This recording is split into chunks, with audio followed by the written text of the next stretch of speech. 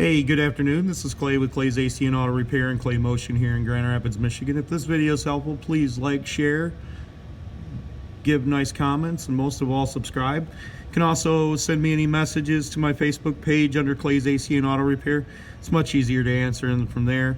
We're working on my friend Ricky Olmos's 2010 Subaru Outback wagon with a 2.5 in it. We're going to do a timing belt. He's got some oil leaking. It looks like it's from the cam gear, and of course we won't know that till we actually take off the front timing covers. And we're going to do a water pump and a full service on it. First thing we're going to do is we're going to unhook the battery. Next thing we're going to do is we're going to be ending up draining out the coolant, the oil and everything, because we're going to change all of that. We're going to remove the airbox, alternator, belts, so forth and so on. I don't think I need to show you this stuff because it's pretty self-explanatory. If I find anything that's difficult, I'll mention it in the other portions of this video here. So we'll do that stuff and we'll get back to you and you can see what else. While you're taking the center airbox out, you're going to pop this panel up and remove whatever's down in there. So the band clamp. So the nice part about removing these plastic clips, Jeff's going to demonstrate one for you. Hopefully it goes well.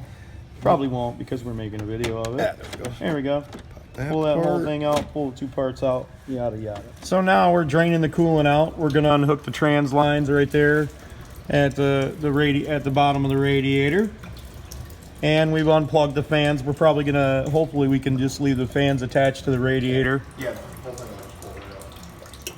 So we pretty much got it back together. You're going to see here in a second, I uploaded some photos of the timing belt book to give you the instructions. Hopefully that's helpful. If you continue watching, you're going to see us doing the step-by-step stuff, mostly taking it apart or at least illustrating it to you and explaining what we're doing. We're not actually going to waste all the time to show you every little tidbit because it takes several hours to do. But here you go, enjoy. So I was actually going to show you pictures of this, but unfortunately it wouldn't work, so maybe you can screenshot this with your phone and print them out because the pictures didn't turn out as well on the video as I wanted them to.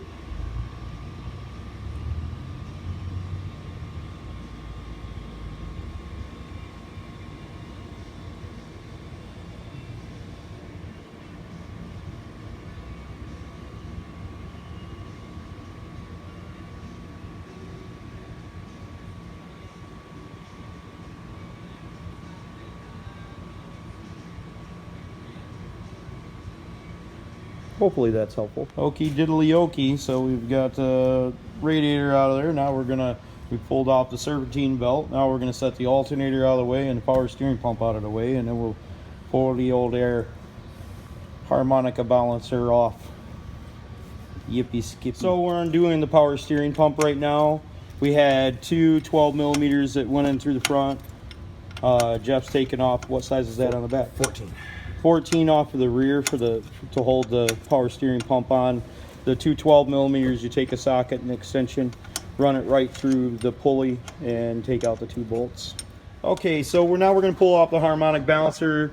Jeff has taken out whatever size bolt that is out of there. 23 or 24 mil, I think. Okay, so go ahead and pull that off there for us, Jeff. It should just pull off. You just kind of give it a couple wiggles, maybe a little gentle love tap, because you don't want to ruin the if you're going to end up using a hammer, what you don't want to ruin is the inner isolator part of this. So if you're going to do anything, it's just gentle taps to get that off of there. Okay, so we got all our covers off and stuff like that. We took all the 10 millimeter bolts out. We put the timing marks straight up, and you're going to go by this mark right here. Oops, sorry. You can go by this mark right here. I don't know what they were doing out there, but the reason we're taking this all apart, because I know somebody can look at this and see that this stuff is fairly new.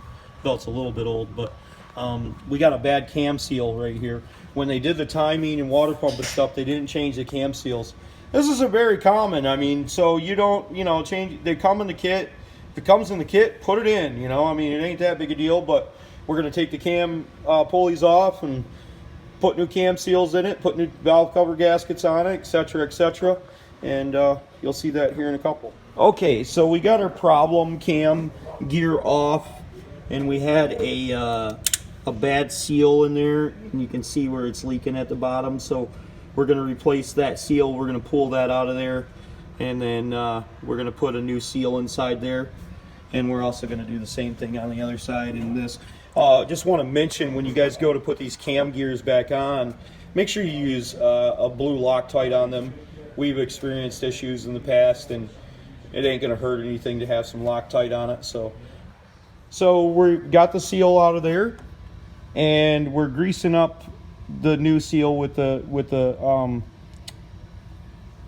spring. And I like to put grease behind the spring, and you know, obviously you grease the inside of the seal itself, but I put it behind the spring, and the reason I do that is it helps keep that spring in its place inside there. Believe it or not, it's grease, it's slippery, but it will actually hold nuts into the end of sockets if you wish, and stuff like that. So we're going to insert that with the 32mm socket, and that was the one that we had that was, the walls were high enough to go over the cam, so we didn't have to actually remove the cam itself.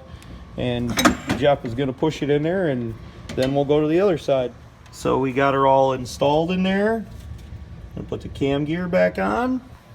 So we're just about done with our timing job here.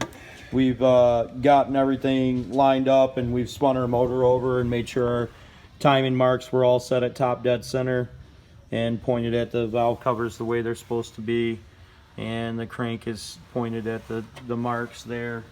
Hopefully this video is helpful. We're going to put it back together. I don't think we need to show you that.